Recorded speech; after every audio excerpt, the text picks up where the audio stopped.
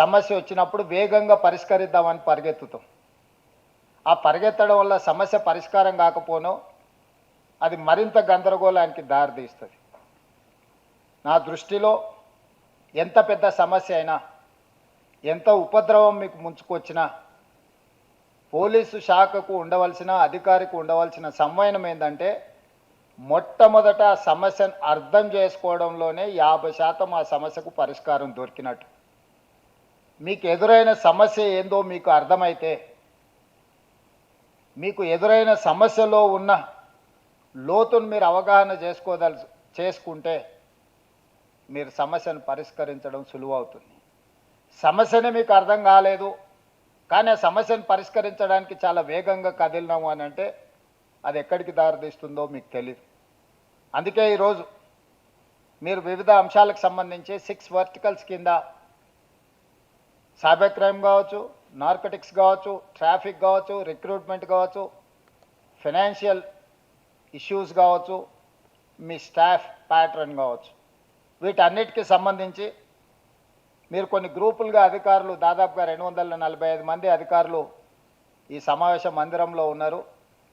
ప్రతి ఒక్క వర్టికల్కి ఒక డీజీపీ క్యాడర్ ఆఫీసర్ హెడ్ చేస్తూ మిగతా ఇందులో ఆసక్తి కలిగిన ఆఫీసర్లందరూ కూర్చొని మీరు ఆ సమస్య లోతును విశ్లేషించి సమస్యల్ని ప్రస్తావించడమే కాకుండా సమస్యలకు పరిష్కారాన్ని చూపించాలని కొన్ని ప్రతిపాదనలు రాష్ట్ర ప్రభుత్వం ముందుకు తీసుకొచ్చింది. ఈ సమస్యల పట్ల, రాష్ట్రం ఎదుర్కొంటున్న సమస్యల పట్ల, ముఖ్యంగా ఏ రాష్ట్రమైనా ఏ దేశమైనా అభివృద్ధి జరగాలి అంటే మొట్టమొదట రాష్ట్రంలో, ఆ ప్రాంతంలో శాంతి భద్రతలు బలంగా ఉండాలి. శాంతి భద్రతలు లేని గ్రామమైనా, పట్టణమైనా, రాష్ట్రమైనా, నగరమైనా ఎవరు పెట్టుబడులు పెట్టడానికి కానీ, ఎవరు ఇతర ప్రాంతాల నుంచి వ్యాపారాలను నిర్వహించడానికి రారు. ఈరోజు ప్రపంచ దేశాల్లో మీరు ఎక్కడైనా చూడండి, లా అండ్ ఆర్డర్ కంట్రోల్ చేయగలిగిన రాష్ట్రాలలోనే పరిశ్రమలు రావడం, ఆ పరిశ్రమలలో ఉత్పత్తి ప్రారంభించడం, ఆ తర్వాత రాష్ట్రం యొక్క ఆర్థిక పరిస్థితులు మెరుగుపడడం మనం చూస్తున్నాం. ఈరోజు హైదరాబాద్లో కోర్ అర్బన్ రీజియన్ మనం ఒక పాలసీ డాక్యుమెంట్ చేసుకున్నాం. తెలంగాణ రాష్ట్ర ప్రభుత్వం 2 సంవత్సరాల క్రితం ఏర్పడిన తర్వాత పాలసీస్ లేకుండా మనం పరిపాలన చేస్తే పాలసీ పెరాలసిస్ వస్తుంది. I don't want to take that risk. That is why I have decided to take a policy. That is what Telangana Rising 2047. Now we have decided to reach 2047, $3 trillion economy. My target is 2034 is $1 trillion economy. By 2047, $3 trillion economy. ఈ రోజు దేశ జనాభాలో 2.5% మనం ఉన్నాం. కానీ ఈ దేశ జీడిపిలో 5% మనం ఈరోజు కంట్రిబ్యూట్ చేస్తున్నాం. కానీ రాబోయే 22 సంవత్సరాలలో 2047కి ఈ దేశం 100 సంవత్సరాల స్వతంత్ర ఉత్సవాలను మనం జరుపుకోబోతున్నాం.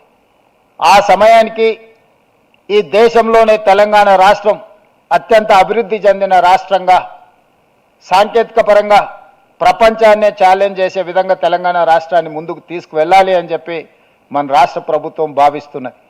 అందుకే ఈరోజు గ్లోబల్ సమ్మిట్ ఆర్గనైజ్ చేసి, గ్లోబల్ సమ్మిట్లో దాదాపుగా 60 నుంచి 70 దేశాలకు సంబంధించిన ప్రతినిధులు, గ్లోబ్ 500 కంపెనీస్లో దాదాపుగా 100+ కంపెనీస్ మన గ్లోబల్ సమ్మిట్లో పార్టిసిపేట్ చేయడం జరిగింది.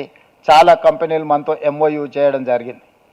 ఈరోజు మనం పెట్టుబడులను ఆకర్షించడానికి, ఈరోజు మన రాష్ట్రాన్ని అభివృద్ధి పదం వైపు నడిపించడానికి, పర్టికులర్గా outer ring road inside 2100 square kilometers. This is called core urban region economy, called CURE. We wanted to cure this area. ఈ రోజు దేశంలో ఉన్న ప్రధానమైన నగరాలు ఢిల్లీ, ముంబై, బెంగళూరు, చెన్నై ఆర్ కల్కట్టా.